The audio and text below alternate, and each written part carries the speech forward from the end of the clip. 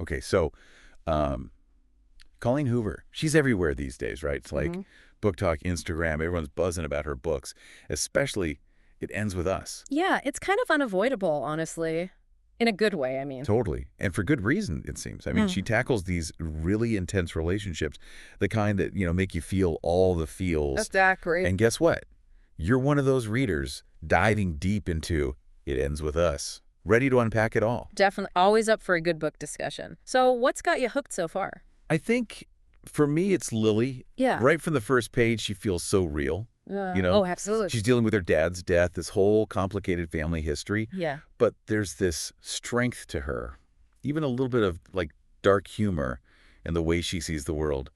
What'd you think of her voice in those early excerpts? That's what's so great about Hoover's writing. She just throws you right into Lily's head. Like in that part where Lily's talking about her family's reputation, you can practically hear her, that mix of vulnerability and, like you said, that strength. It's like she's your friend telling you a secret.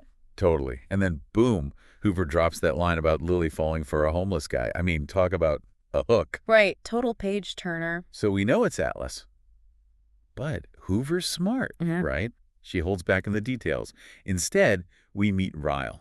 Oh, Ryle. All right, neurosurgeon, confident. Charming. Yeah, that rooftop scene where they meet, the chair kicking, the unfortunately cute line. Oh, yeah, that was a good one. Come on. Oh. You can't tell me there weren't sparks flying off the page. Oh, definitely.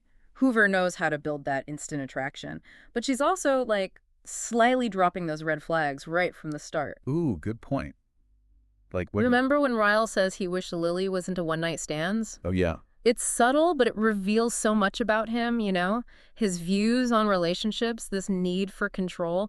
It makes you wonder if he's really what Lily needs. Yeah, and it's not just that. Like, even when Lily talks about wanting to open her flower shop, right?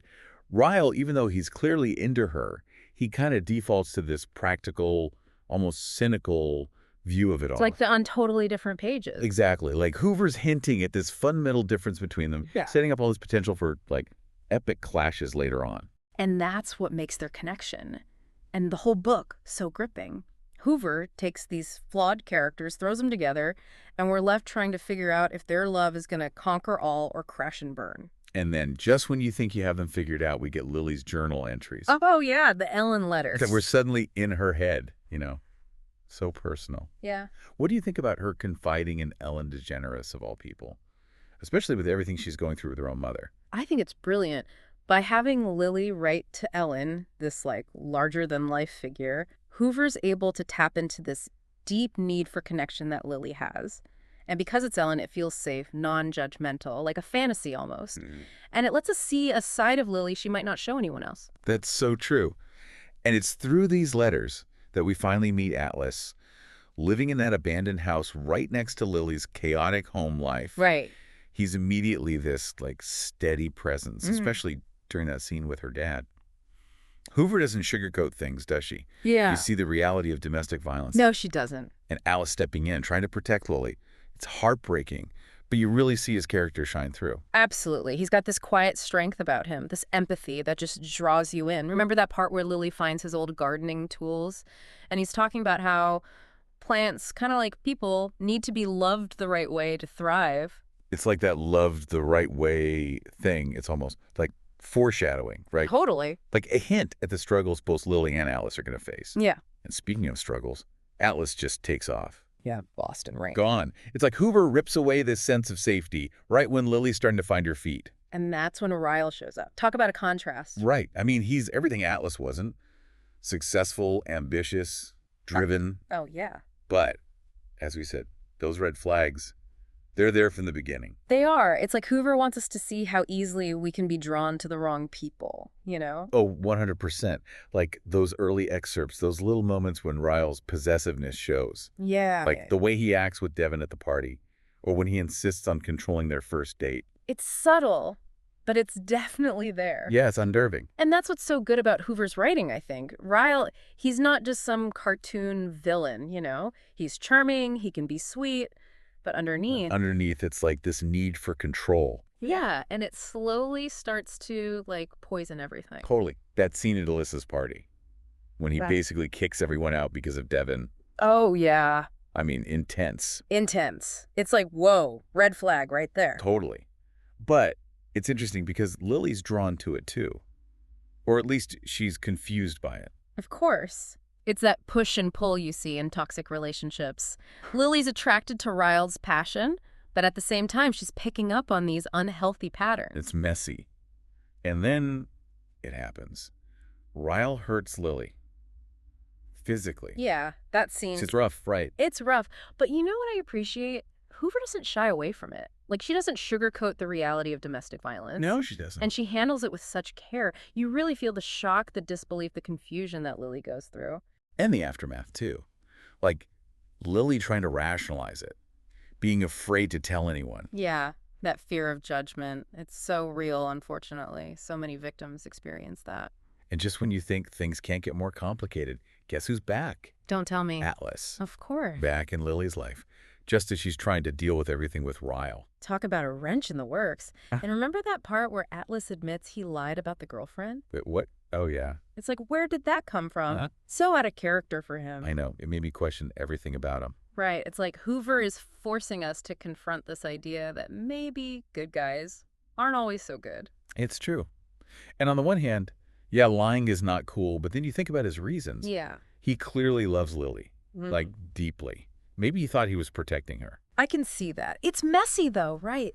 And that's what I love. Hoover doesn't give us easy answers. Her characters are all flawed. They make mistakes.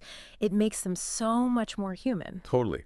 So we've got Lily caught between Ryle and Atlas, still dealing with the fallout of what happened.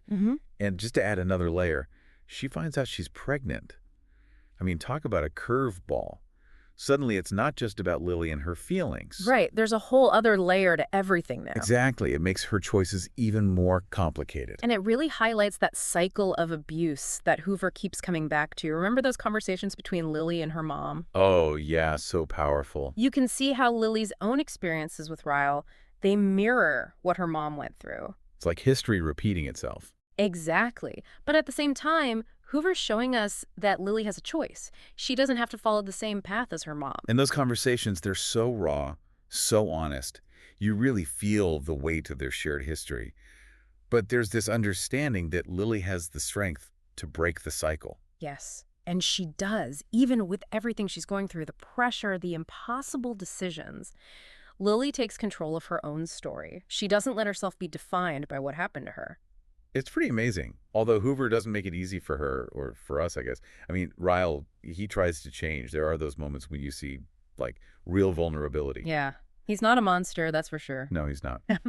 And it makes you question, can people like Ryle really change? That's the big question, isn't it? And I think Hoover wants us to grapple with that. It's definitely something to think about.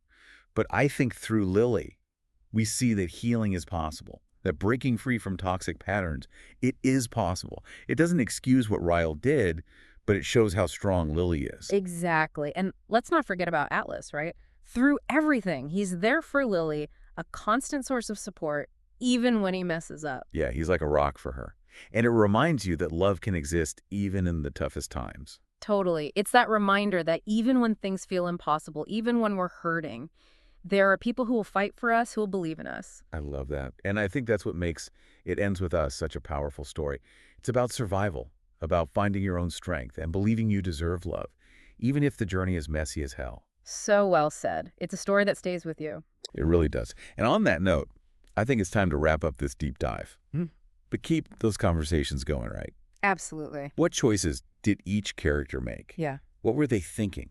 And what do you think about it all? Let us know. Until next time, happy reading, everyone.